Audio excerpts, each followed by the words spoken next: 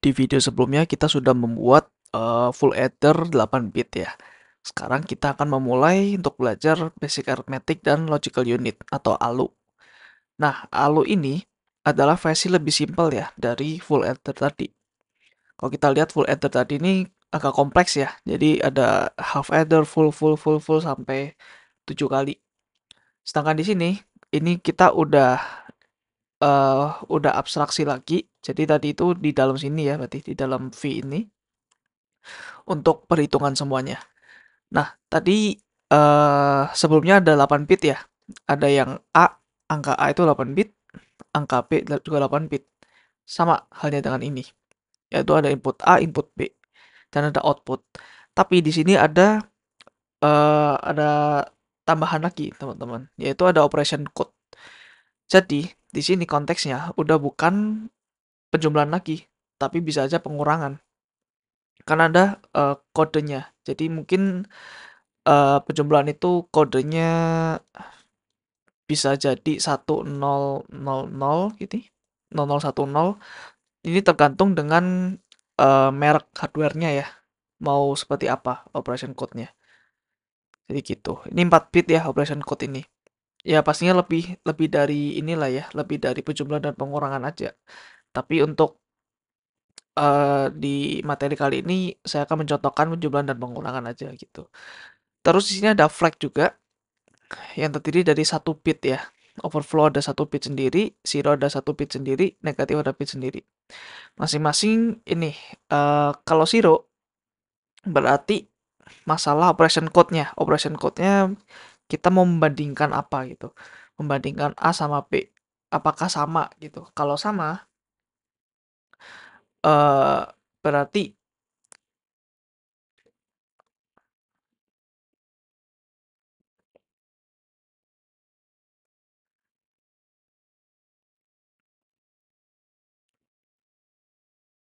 kalau sama berarti zero-nya ini 1 seperti ini. Kalau beda zero-nya 0. Kenapa zero? Mungkin ini ya pengurangan antara A sama B. Jadi misalkan A minus B sama dengan 0, maka kedua angka ini pasti sama kan gitu. Kalau overflow itu sama kayak tadi ya, sama kayak carry di sini. Overflow itu ya kalau misalkan ada carry dia ada 1 di sini. Kalau nggak ada carry ya ya udah berarti 0 gitu. Kalau negatif ya sama kayak tadi ya, kayak pengurangan ya. Misalkan A minus B sama dengan negatif, berarti menandakan bahwa si A itu lebih kecil daripada B. Jadi kita udah mulai memasukkan unsur-unsur logik nih di dalam ALU ini. Makanya namanya arithmetic dan logic unit.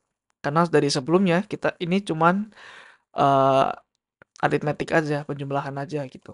Di sini kita udah tambahin sedikit logic, sedikit elemen logic di dalamnya. Oke, terus kita masuk ke memori ya. Jadi kita udah ditambah masalah perhitungan lagi, kita udah membahas tentang logic lagi. Kita sekarang membahas masalah memori. Jadi memori itu bersifat menyimpan sesuatu ya, menyimpan aliran listrik ya, dalam anggapannya seperti itu. Jadi uh, namanya gate latch untuk satuan terkecilnya dari sebuah memori. Kalau kita mau lihat versi simpelnya seperti ini, yang di kanan bawah. Oh, naikin dulu. Oke, di kanan bawah seperti ini ya. Kalau mau pingin tahu dalamnya seperti ini, kalian bisa cross check aja. Nah, untuk ini sebenarnya kan saya ambil dari Crash Course Computer Science. Ada animasinya sebenarnya. Karena copyright YouTube, jadi kalian bisa lihat sendiri aja animasinya di sini ya. Kita bisa lihat animasinya di sini. Di judulnya ini Registers and RAM, Crash Course Computer Science yang ke-6. Kemudian di menit 354 ya. Itu ada aplikasi, ada animasinya dan lumayan bagus animasinya. Nah, ya pokoknya kita tahu bahwa ada sebuah memori, ada data in ini bisa 0 bisa 1 ya. Bisa 0 bisa 1. Kemudian write enable. Jadi ketika write enable ini nol, artinya kita tidak apa ya? Kita tidak mau memasukkan suatu value dalam gated latch ini, di dalam suatu penampungan ini. Kalau write enable-nya 1 dan data in-nya 1 atau 0, maka dia akan disimpan di sini, gated latch. Misalkan data in-nya 1. Ya udah, setelah disimpan, dia write enable-nya balikin lagi ke 0. Balikin lagi ke 0. Nah, kemudian untuk mendapatkan data, ya dia tinggal masukin aja aliran listrik di sini. Nah, dia nanti akan, misalkan ini disimpan 1, outnya bakal 1. Kalau dia simpan 0, outputnya bakal 0. Seperti itu. Nah, ini unit terkecil ya. Jadi, dia hanya menyimpan 1 bit. Hanya menyimpan antara 0 atau 1. Nah, ini adalah gabungan dari beberapa gated latch tadi. Dari 8 gated latch. Jadi, satu kotak ini, satu ini ya. Satu unit ini, satu kotak. Dan ya, ini 1 byte ya. 1 byte register. Seperti itu. Ini warnanya saya ganti dulu. Biar jelas. Oke, sama kayak tadi ya, ada data in, write enable, sama data out. Data in, enable, sama out. Di sini. Ups.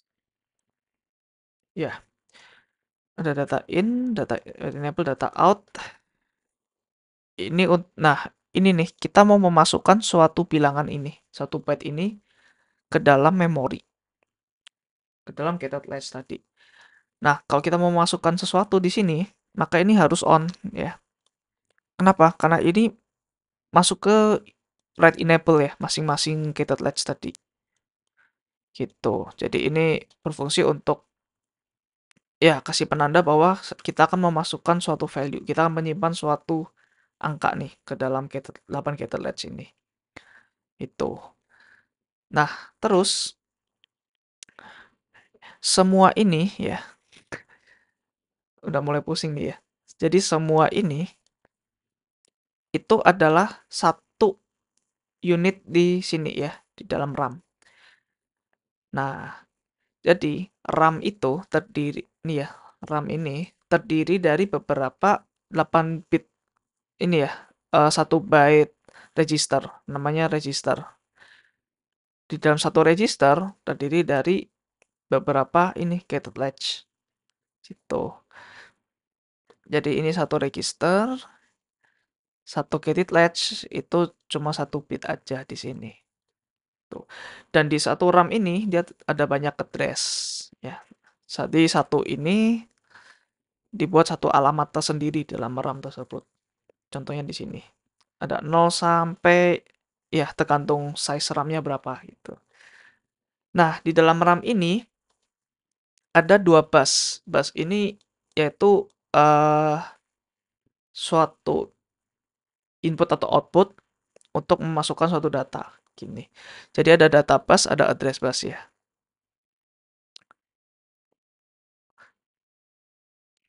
Oke.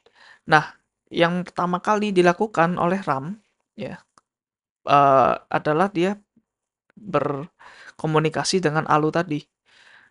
Nah, ALU tadi dia misalkan ingin mendapatkan suatu data ya. Nah, dia bakal kasih ke RAM ini suatu address input. Contoh, aku mau ambil yang nomor 13. Aku mau ambil address ke 13. Contohnya ini. Jadi dia memasukkan suatu value yaitu 13 ke dalam RAM. Terus RAM balikin ke ALU-nya, dia pakai database ini. Gitu. Jadi ya dia balikinnya 0. Seperti itu. Nah, read enable sama write enable ini sama seperti tadi ya. Read enable itu gunakan untuk memberitahu kalau kita mau memasukkan sesuatu. Kalau read enable ya sesuai namanya ya, kita memberitahu untuk mengambil sesuatu. Seperti itu. Oke, ini versi lebih kompleksnya lagi. Tapi di sini kita udah bisa melihat hubungan antara ALU tadi dengan RAM. Nah, ganti lagi warnanya ya, biar jelas. Nah, ini sama ya tadi busnya ya, data sama address input. Ini 2 bus nih di sini nih. Oke, tadi sama ya, read sama write enable di sini sama seperti ini. Oke, terus ada namanya register nih. Ini apalagi? Register itu sebenarnya mirip sama RAM. Satu register itu tadi satu ini kan ya. Tapi lokasinya ini di luar RAM. Digunakan untuk apa? Digunakan untuk perhitungan. Jadi murni untuk perhitungan. Kalau RAM ini murni untuk menyimpan suatu bilangan gitu. Sebenarnya secara fungsi mirip, tetapi secara tujuan beda gitu. Jadi ini digunakan untuk perhitungan, sedangkan ini untuk menyimpan suatu value gitu. Nah, register ini jadi untuk perhitungan ya. Jadi ini ada di dalam ALU. Jadi semua ada dalam ALU. Kemudian ada yang baru nih, ada instruction register. Nah, ini penting teman-teman. Kenapa? Karena seperti tadi ya, seperti di modul-modul sebelumnya, bahwa kalkulator dia tidak bisa diprogram. Kita tidak bisa memberikan instruksi kepada kalkulator, instruksi yang rumit. Tapi di komputer sekarang, kita bisa memberikan instruksi yang rumit. Nah, sebenarnya instruksi-instruksi itu seperti data, ya. Jadi instruction itu data ya. Data di mana kita bisa taruh data ini di dalam RAM. Jadi selain kita menaruh data di RAM, kita bisa menaruh instruksi juga di RAM gitu. Nah, instruction register ini ada operation code ya. Operation code itu sama kayak tadi yang saya udah jelaskan, ada plus, ada minus dan lain-lain ya. Ada kalau mau dicek ada di buku panduan untuk masing-masing merek CPU seperti itu.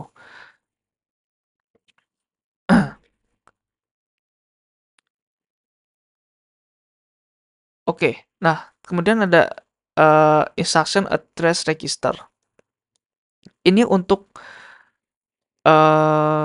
menyatakan bahwa instruksinya mulai dari mana.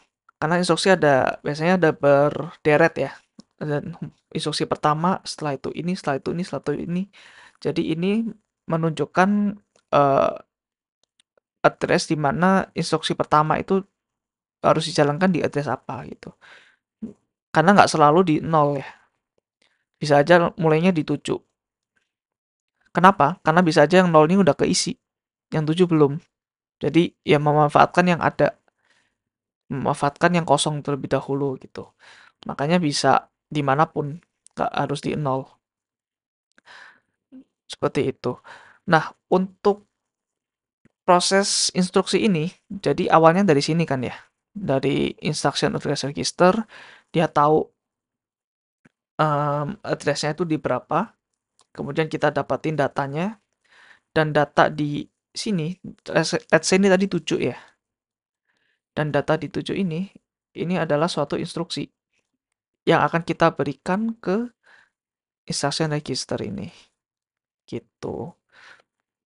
Nah, instruction register tadi ada opcode dan ada ini value apa?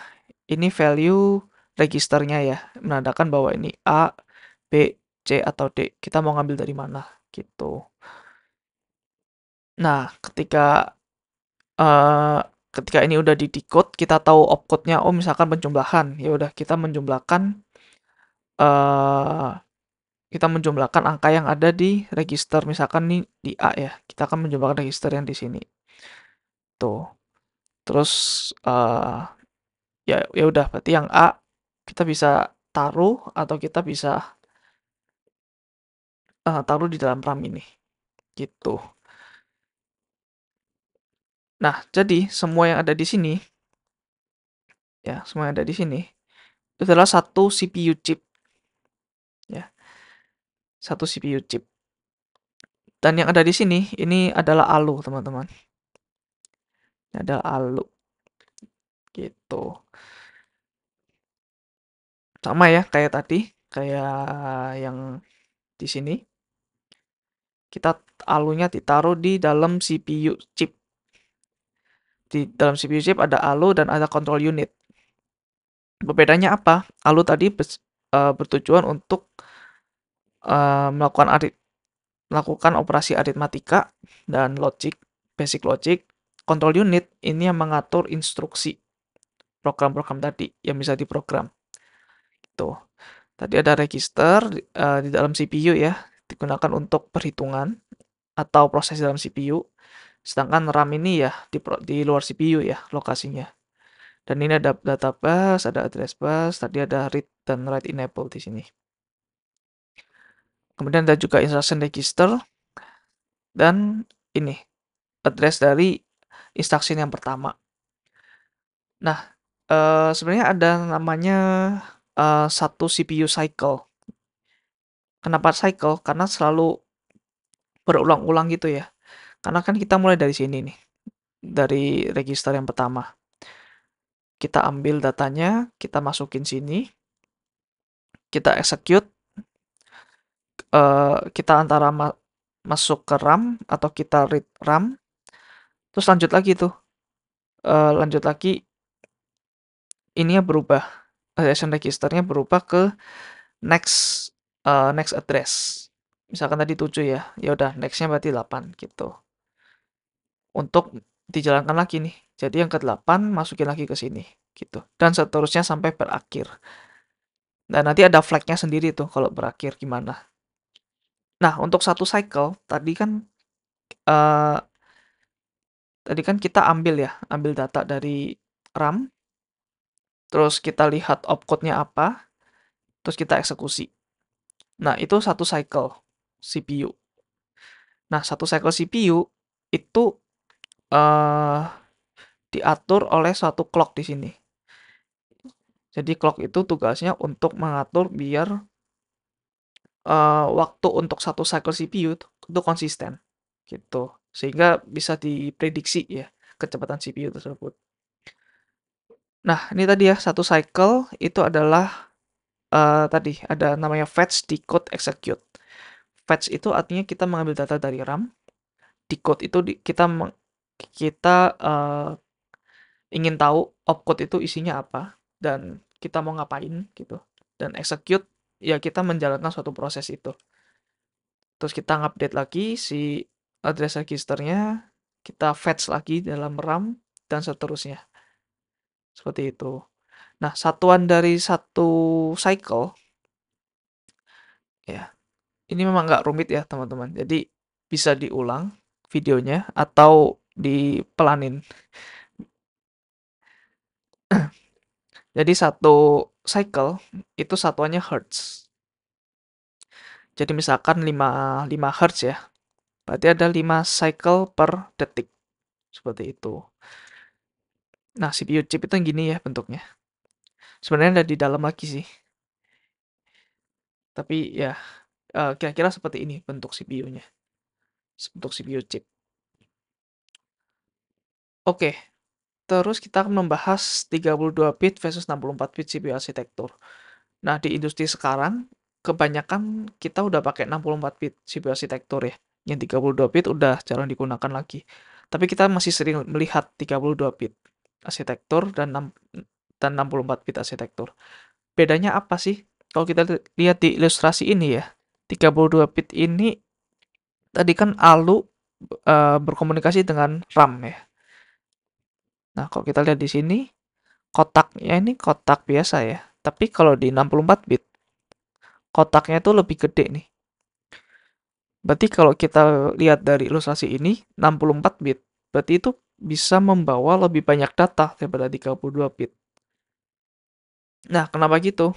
Karena gini, kalau kita lihat, ini tadi 8 bit ya datanya. Kalau 32 bit, ya berarti ada 32 garis di sini, gitu. Jadi kita bisa membawa data sampai dengan 2 pangkat 31 data yang dikeluarin ke sini, gitu. Sorry, 2 pangkat 32 ya berarti ya. Sama halnya dengan address input, dia ada 32 garis nih, nggak cuma 8. Seperti itu. Kalau 64 bit, ya berarti lebih banyak lagi dari ini. Nah, kita bisa mengira-ngira nih, RAM kan punya beberapa address ya, dari 0 sampai ini nggak terhingga ya, sampai berapa. Tapi pasti ada limitnya kan, pasti ada batasnya. RAM itu addressnya mau dari 0 sampai berapa. Nah, di 32 bit arsitektur, berarti ada 2 pangkat 32 jumlah address di sini.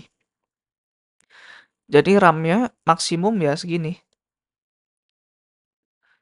Kalau RAM-nya lebih besar dari ini, ya nggak bisa dipakai. Kenapa? Karena nggak compatible. Karena nggak sesuai sama ini. Kalau misalkan ada RAM yang lebih dari 2 pangkat 32, ya dia nggak bisa fetch data di bagian yang lebih gede dari 2 pangkat 32. Kenapa? Karena itu tadi. Karena dia tidak bisa, nggak muat di address bus di sini. Seperti itu. Nah, kenapa 64 bit jauh lebih cepat? Karena itu tadi, pertama RAM-nya bisa lebih gede, dan kedua data yang dikirim dalam satu cycle bisa lebih banyak, 2 kali lipat daripada 32 bit. Seperti itu. Nah, ngomong masalah cycle tadi, kita bisa memforsir ya, memaksa satu CPU ini untuk bekerja lebih keras. Jadi misalkan dari manufaktur CPU-nya udah dikasih tahu nih bahwa CPU ini misalkan 5 GHz, tapi kita ingin memforce ini supaya lebih kencang lagi. Itu bisa teman-teman, dengan cara overclocking. Ya, kalian bisa googling sendiri, arti overclocking apa, caranya gimana, gitu. Oke, terus yang terakhir masalah CPU ya. Ini ada namanya multi-core processor. Jadi yang kita belajari ini, satu cycle ini, itu dihandle oleh satu core CPU saja, gitu. Satu core CPU. Kalau multi-core CPU, artinya ada 4 jumlah CPU yang berbarengan melakukan satu cycle ini. Gitu. Contohnya seperti Intel i7 ya, dia bisa 4 core. Jadi 1, 2, 3, 4, satu cycle jalan berbarengan. Seperti itu. Jadi satu core itu dia punya memori sendiri, yaitu punya register tadi ya, punya register sendiri. Nah, tapi karena dia di dalam satu chipset yang sama, satu CPU yang sama, makanya dia ada set memori yang sama. Dan dia juga bus interface-nya sama. Seperti tadi ya, ada address bus sama data bus-nya itu sama. Cuma cycle-nya aja yang paralel nih, berjalan paralel. Jadi lebih cepat. Seperti itu. Nah, itu saja teman-teman untuk CPU. Semoga tidak pusing ya. Kalau pusing bisa diulang lagi videonya. Oke, next kita akan membahas beberapa komponen lain di luar CPU dan RAM. Semoga bermanfaat. Terima kasih.